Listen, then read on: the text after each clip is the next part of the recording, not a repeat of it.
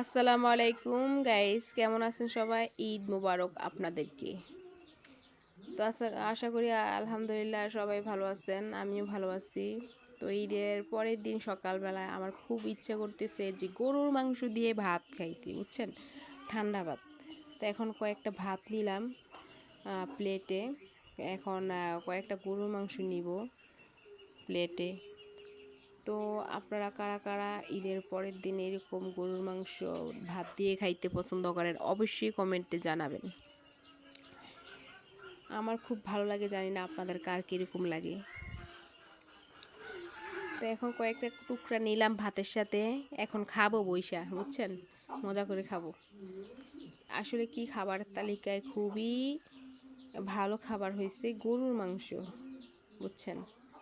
গরুর মাংস কিন্তু খুবই সুস্বাদু খাবার। তো একটু ঝোল নিয়ে নিলাম ভাতের সাথে। মাংসটা দেখছেন কীরকম হয়ে গেছে। আসলে কি ঠান্ডা ঠান্ডা আমার খাইতে ইচ্ছে করছিল, খাবারের পরে এই মাংসটা জাল করবো ভালো করে। এখন কয়েকটা ভাতের সাথে নিলাম, এখন রেখে দিচ্ছি।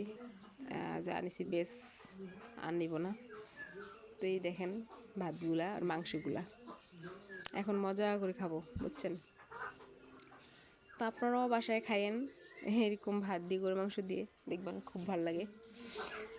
রুটিটাও কিন্তু খুবই ভালো লাগে, গরুর মাংস রুটি ভাত তো ভালো লাগে, দুটোটাই ভালো লাগে, বুঝছেন। আমার ভালো লাগে, দুটোটাই ভালো লাগে। রুটি দিয়েও খাইছি, ভাত দিয়েও এখন খাইতেছি।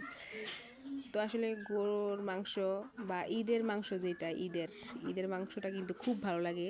যে ঈদের দিন রান্না করলে এরপর দিন একটু জাল করে খাইলে আরও ভালো লাগে। আর আল্লাহর একটা নেয়ামতি কিন্তু এই মাংসটার ভিতরে, বুঝছেন, ঈদের মাংস, কোরবানির মাংসের ভিতরে।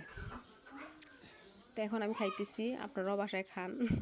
তো ভালোই থাকবেন সবাই, বুঝছেন।